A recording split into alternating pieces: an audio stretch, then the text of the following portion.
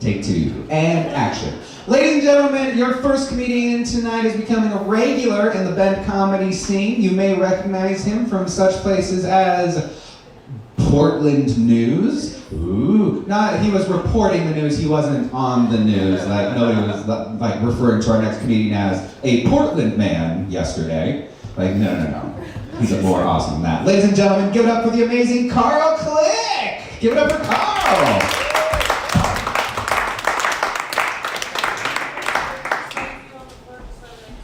Hey everybody, look at, this is a young crowd.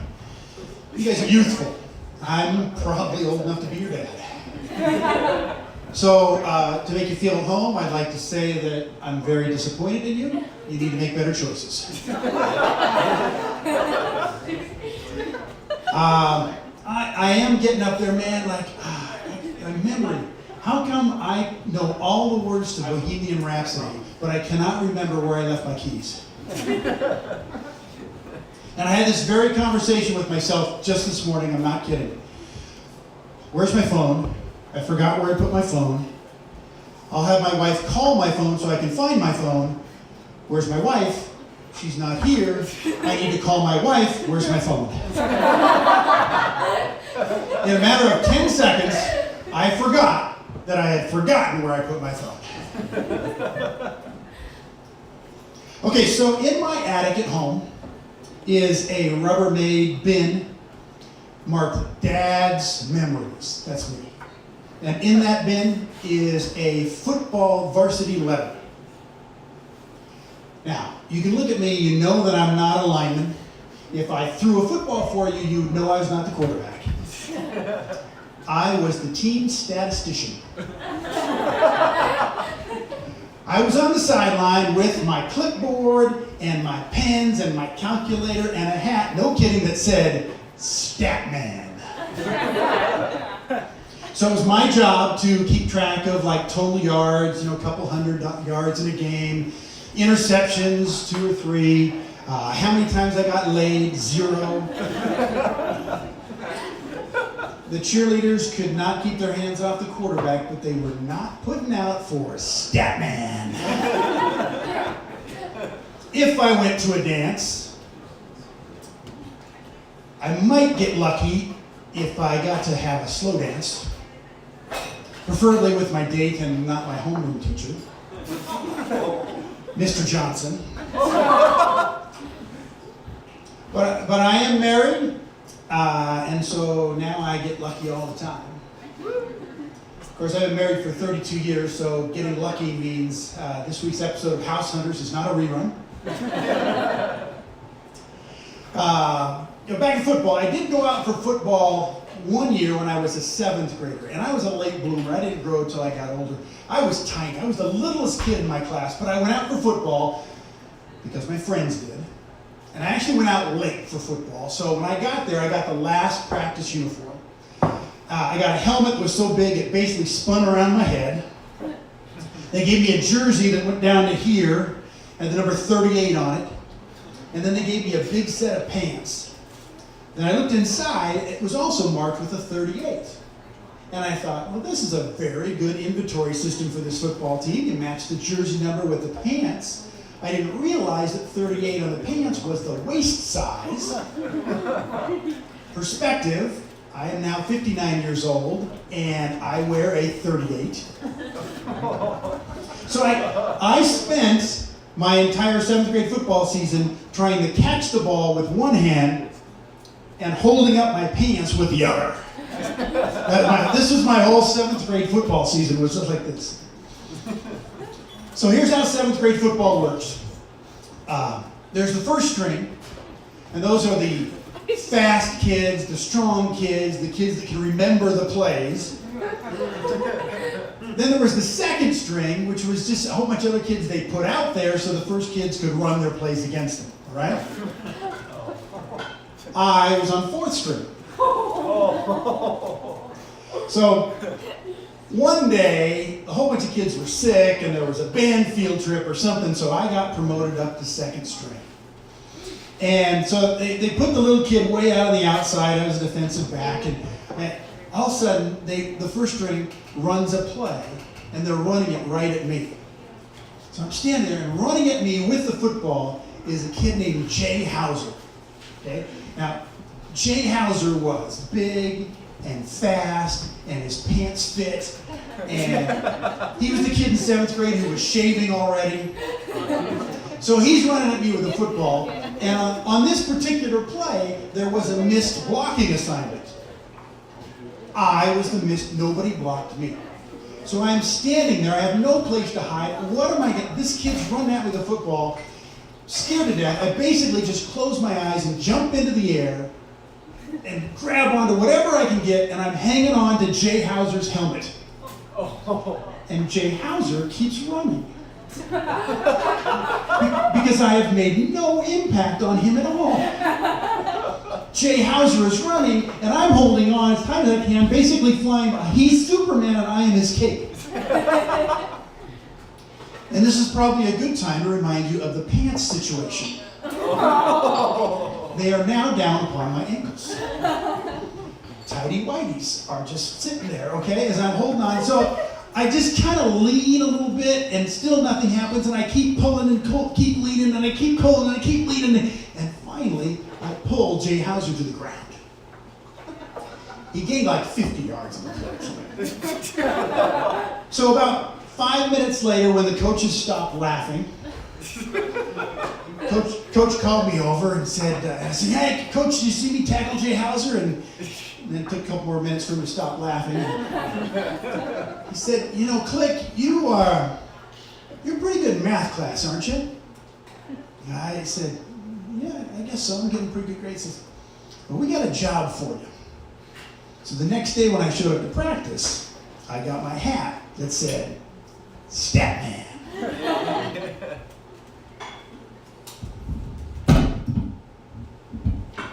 Okay, next thing I want to tell you is that I am going to die young.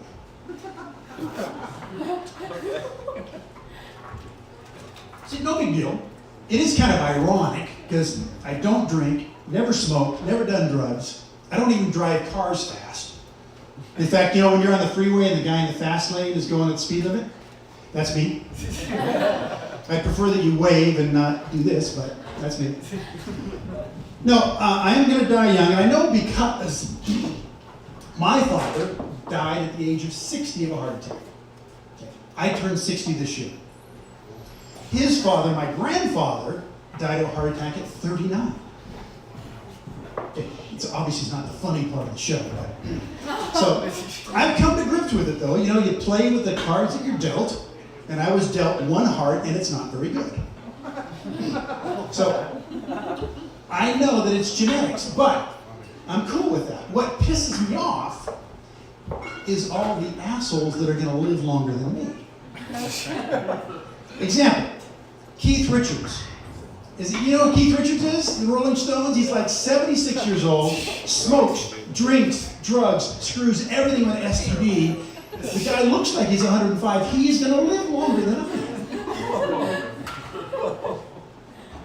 Dick Cheney is going to live longer than me. 5 heart attacks, 3 bypass surgeries, got us into 2 wars, shot his friend in the face on a hunting trip. That asshole is going to live longer than I.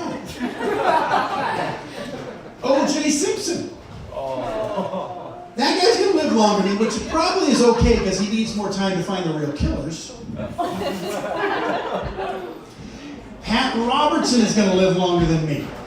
You know Pat Robertson? He's like 90 years old. He believes that earthquakes are caused by interracial marriage and that hurricanes are a punishment to Puerto Rico for gay people. That guy's like 90. He's going to live longer than me. Ruth Bader Ginsburg, have you seen her? Now, she's not an asshole. We need that 5'1" cancer-surviving Jewish liberal to live for a long, long time. Trust me, okay? In fact, dear God, I know you're going to take me early. Whatever that date is on your Google calendar, look it up. Subtract November, December, January, 15 months from me and give them to RBG, please. I mean, you know the liberals are worried. If she's like even sick, they all get to her house and just make sure, Ruth, are you okay? Okay? Beep, beep. Beep. Anybody hear anything? Beep. No, she's fine. And then you know they're going to take her to the Supreme Court the next day and go all weekend at Bernie's with her. Ruth's fine, never mind the dark glasses. She just had LASIK. She's just doing great. Whatever you do, don't tell Mitch McConnell. There's another asshole who's going to live longer than me. So President Obama has 10 months left in his term, and he has to fill a Supreme Court seat, right? Mitch McConnell will not even give his nominee a moderate hearing at all. You know that if Donald Trump doesn't win the election, and then Ruth Bader Ginsburg, we lose her like on January 18th, McConnell will have a conservative judge nominated, confirmed, and sworn in by lunchtime on the 19th. Yeah. You know what Mitch McConnell needs? He needs a honey trip with Dick Cheney.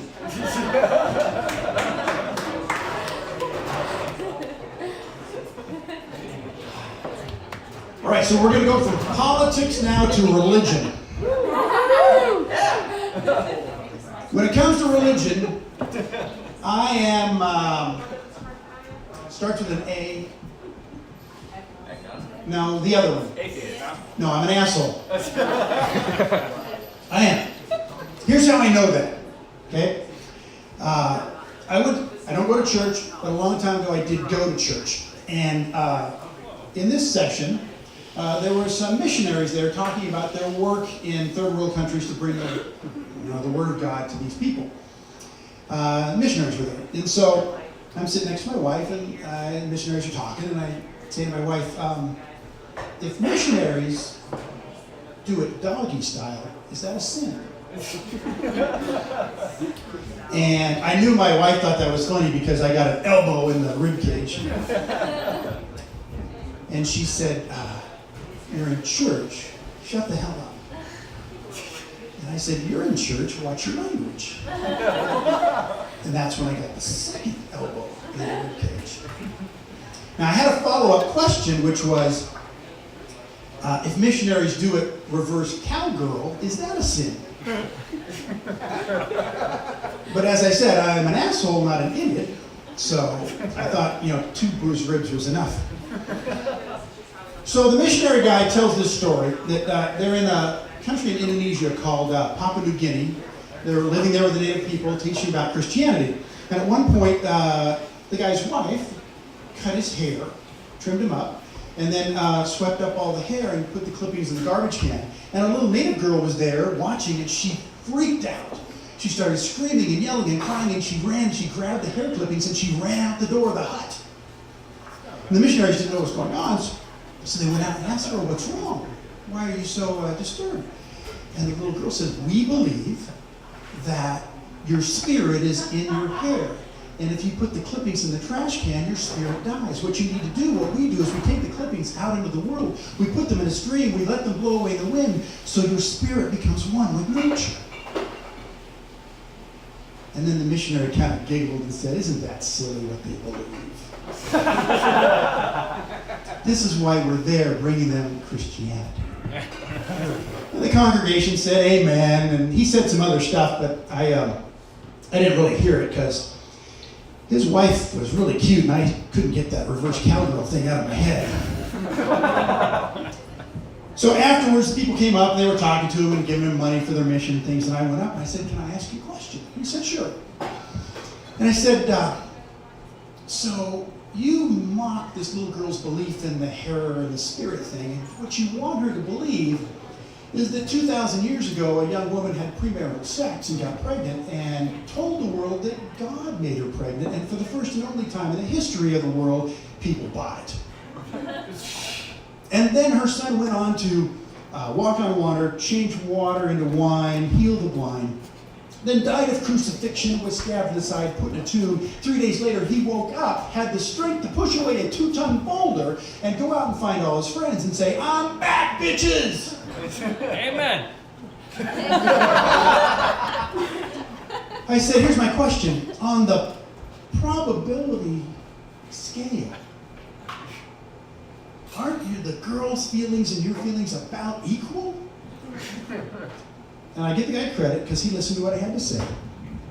And here's what he said back. He said, I will pray for you because you're an asshole. Thanks, everybody.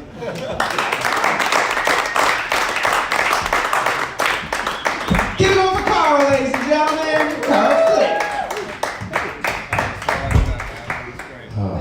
You know, dog is gone backwards. Oh, did you guys know that? I just realized this while I was doing that last little bit there. Dog is gone backwards. So, if like he says, if doing it, dog